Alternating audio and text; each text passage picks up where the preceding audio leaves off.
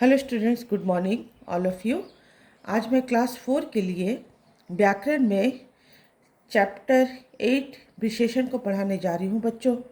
तो आप लोग मेरे साथ यहाँ विशेषण जो पाठ है इसको पढ़ेंगे, समझेंगे कि इस पाठ में क्या बताया जा रहा है, विशेषण किसे कहते हैं और वाक्य में विशेषण को कैसे पहचानेंगे। तो इन सब के बारे में विस्तार से हम लोग जानेंगे। तो सबसे पहले आप यहाँ देख सकते हैं कि यहाँ कुछ चित्र दिए गए हैं और चित्रों के साथ वाक्य लिखे गए हैं। तो सबसे पहले चित्र में आप देख सकते हो क्या लिखा गया है। आलोक साहसी और बहादुर सैनिक है। क्या बोला जा रहा है? आलोक साहसी और बहादुर सैनिक है। दूसरे वाक्य में है माता जी पौष्टिक और स्वादिष्ट भोजन बनाती है। तीसरा जो वाक्य है वो इस प्रकार है, टोकरी में 5 फल हैं। और यहाँ देख सकते हैं क्या लिखा है, गिलास में थोड़ा सा दूध है। तो यहाँ आलोक साहसी और बहादुर सैनिक है। साहसी और बहादुर जो शब्द हैं वो किसकी विशेषता बता रहे हैं? सैनिक की विशेषता बता रहे हैं। दूसरे वाक्य में पौष्टिक और स्वादिष्ट जो शब्द हैं वह भोजन की विशेषता को बता रहे हैं। और यहाँ 5 शब्द जो है वो फलों की संख्या के बारे में बता रहे हैं। और यहाँ थोड़ा सा ये दूध के मात्रा को बता रहे हैं। तो ये सारे क्या हैं? ये सारे विशेषण हैं। यहाँ साहसी, बहादुर, पौष्टिक, स्वादिष्ट, 5, थोड़ा सा, ये सारे शब्द जो हैं ये विशेषण हैं, क्योंकि ये सभी जो शब्द हैं ये सारे किसी न किसी की विशेषता को दर्शा रहे हैं। तो यहाँ पर फिर देख सकते हैं कि वही बात को बोला गया है। पहले वाक्य में साहसी तथा बहादुर शब्द सैनिक की विशेषता बता रहे हैं। दूसरे वाक्य में पौष्टिक तथा स्वादिष्ट शब्द भोजन की विशेषता बता रहे हैं। तीसरे वाक्य में 5 शब्द फलों की संख्या संबंधी विशेषता बता रहा है। चौथे वाक्य में थोड़ा सा दूध की मात्रा यानी कि परिमाण संबंधी विशेषता बता रहा है। विशेषता बताने वाले ये सभी शब्द विशेषण हैं। फिर यहाँ आप देख सकते हो कि 2 चित्र और दिए गए हैं और वाक्य भी दिए गए हैं। वह वृक्ष हरा है, यह लड़का मेरा मित्र है।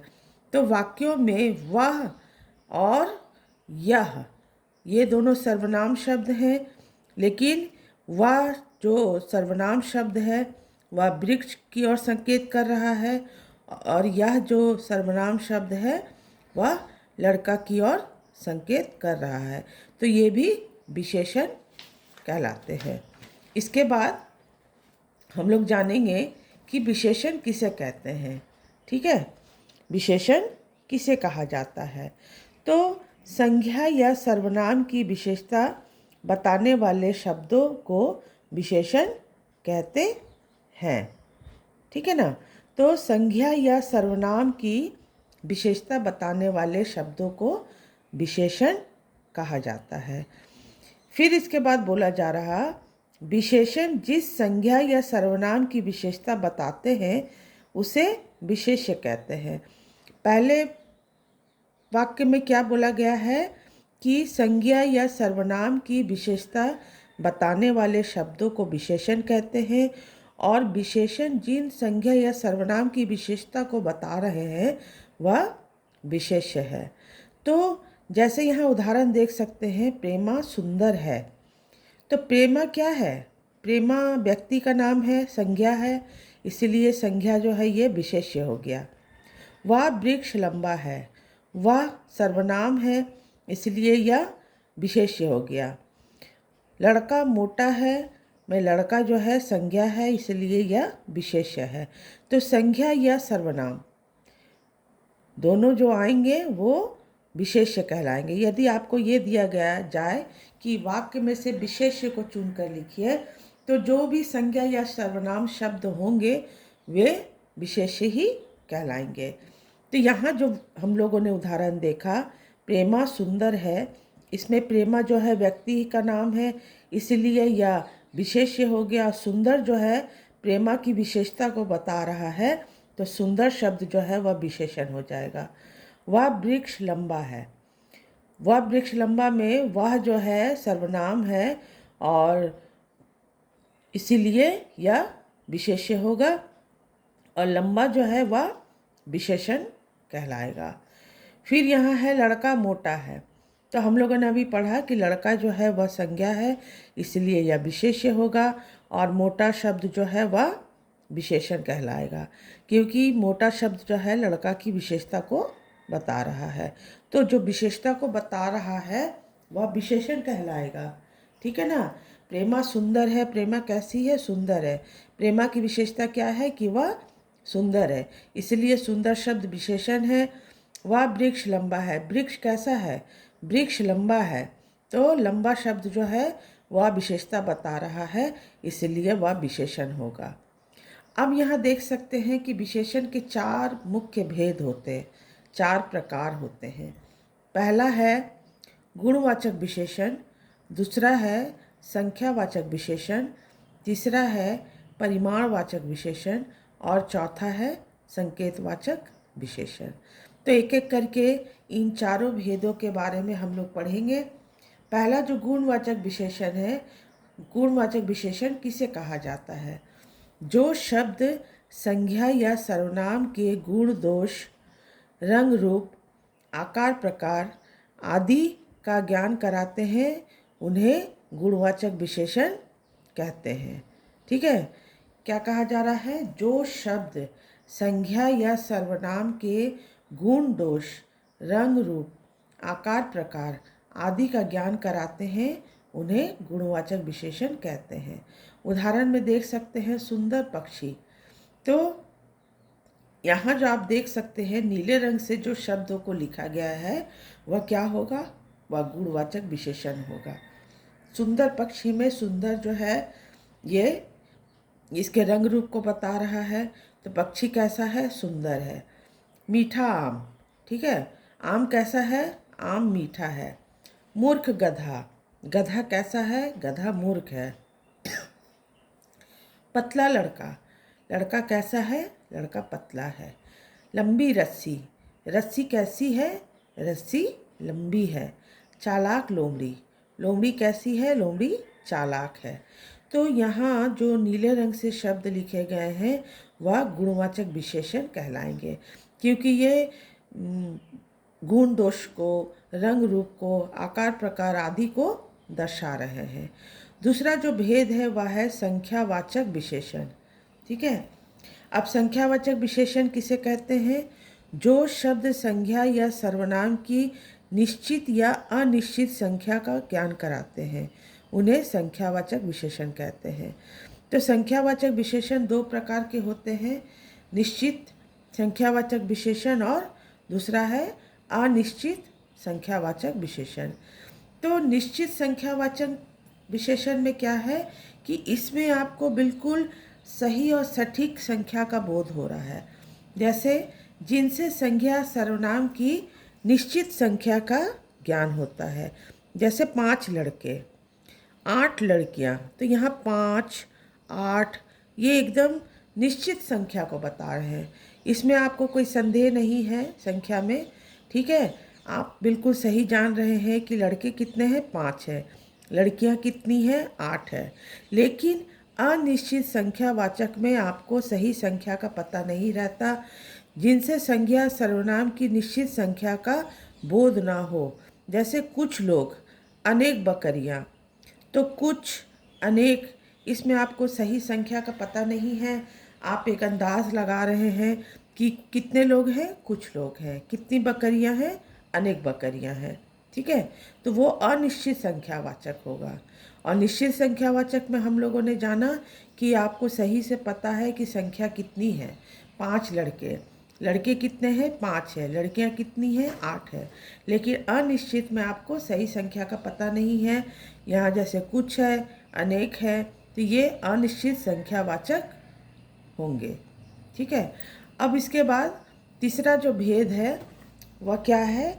तीसरा भेद है परिमाणवाचक विशेषण। परिमाणवाचक विशेषण किसे कहते हैं?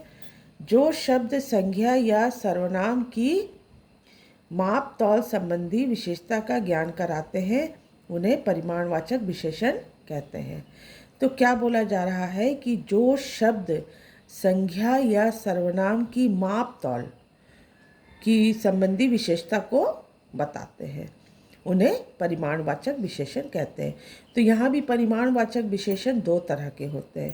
पहला है निश्चित परिमाणवाचक और दूसरा है अनिश्चित परिमाणवाचक। तो निश्चित में आपको पता है कि मात्रा कितनी है। जैसे देख सकते हैं, जिन शब्दों से निश्चित माप तौल का बोध हो, जैसे 7 मीटर कपड़ा, 4 किलो लड्डू। इसमें आपको पता है कि कपड़ा कितना है? 7 मीटर। लड्डू कितने हैं? 4 किलो। ठीक है ना। तो यहाँ आपको सही मात्रा का पता चल रहा है, तो वो निश्चित परिमाणवाचक होगा। लेकिन अनिश्चित में आपको सही मात्रा का पता नहीं चल रहा है। जो विशेषण निश्चित माप तौल का बोध ना कराए, जैसे थोड़ा दूध, ज़्यादा पानी, तो यहाँ थोड़ा और ज़्यादा ये आपको सही मात्रा के बारे में नहीं बता रहा है, तो यह अनिश्चित परिमाणवाचक में आएगा। ठीक है। अब यहाँ ध्यान देने के लिए बोला जा रहा है, संख्यावाचक विशेषण के विशेष्य गिने जाने योग्य होते हैं तथा परिमाणवाचक विशेषण के विशेष्य मापे तथा तौले जाने योग्य होते हैं। तो जैसे अभी हम लोगों ने पढ़ा संख्यावाचक विशेषण में कि संख्यावाचक विशेषण के जो विशेष्य होते हैं वो गिने जाने योग्य होते हैं, लेकिन परिमाणवाचक विशेषण के जो विशेष्य होते हैं वो मापे और तौले जाने योग्य होते हैं। लेकिन संख्यावाचक भी दो तरह के हैं और परिमाणवाचक भी दो तरह के हैं। संख्यावाचक में है निश्चित संख्यावाचक और अनिश्चित संख्यावाचक। परिमाणवाचक में है निश्चित परिमाणवाचक और अनिश्चित परिमाणवाचक। इसके बाद चौथा जो भेद है, चौथा भेद में संकेतवाचक या सार्वनामिक विशेषण। दोनों ही नामों से बुला सकते हैं, तो इसे हम लोग संकेतवाचक भी कहते हैं और सार्वनामिक भी कहते हैं। जैसे जो सर्वनाम शब्द संज्ञा से पहले आकर उसकी ओर संकेत करते हैं वे संकेतवाचक विशेषण कहलाते हैं। संकेतवाचक विशेषण को सार्वनामिक विशेषण भी कहते हैं। उदाहरण में देख सकते हैं, जैसे यह घर मेरा है। ठीक है ना। वह बिल्ली काली है। तो संकेत किया जा रहा है ना। संकेत करना मतलब आपको इशारा करके बताया जा रहा है कि यह घर मेरा है। तो यहाँ यह जो है यह संकेतवाचक विशेषण होगा। वह बिल्ली काली है, तो वह जो है वह संकेतवाचक विशेषण होगा। बिल्ली की ओर इशारा करके बताया जा रहा है कि वह बिल्ली काली है, और घर की तरफ इशारा करके बताया जा रहा है कि यह घर मेरा है। तो यहाँ यह वह ये जो हैं बिल्ली क्या है? संकेतवाचक विशेषण बता रहे हैं, क्योंकि यहाँ लिखा गया है जो सर्वनाम शब्द संज्ञा से पहले आकर। तो सर्वनाम शब्द जो है यहाँ यह है, वह है, संज्ञा से पहले आ रहे हैं। घर है संज्ञा, बिल्ली है संज्ञा, तो संज्ञा से पहले सर्वनाम शब्द यहाँ लग रहा है। तो ये सारे जो हैं ये संकेतवाचक या सार्वनामिक विशेषण कहलाएंगे। तो बच्चों, यहाँ हम लोगों ने जो विशेषण के बारे में पढ़ा कि विशेषण किसे कहते हैं, विशेष्य किसे कहते हैं, विशेषण के कितने भेद होते हैं। ठीक है ना। तो यहाँ एक बार फिर से मैं बता दे रही हूँ कि विशेषण जो है संज्ञा या सर्वनाम की विशेषता को बताते हैं। ठीक है। अगर यहाँ पर बोला जा रहा है कि प्रेमा सुंदर है, या कहा जा रहा है कि सीता सुंदर है, तो सीता सुंदर में सुंदर जो है सीता की विशेषता को बता रहे हैं, तो सुंदर शब्द जो होगा वह विशेषण होगा, और सीता या प्रेमा जो है वो क्या है? विशेष्य होगा। ठीक है ना। क्योंकि विशेषण जिस संज्ञा या सर्वनाम की विशेषता बताते हैं उसे विशेष्य कहते हैं। तो यहाँ पर प्रेमा या सीता जो है संज्ञा है, तो यह विशेष्य कहलाएंगे।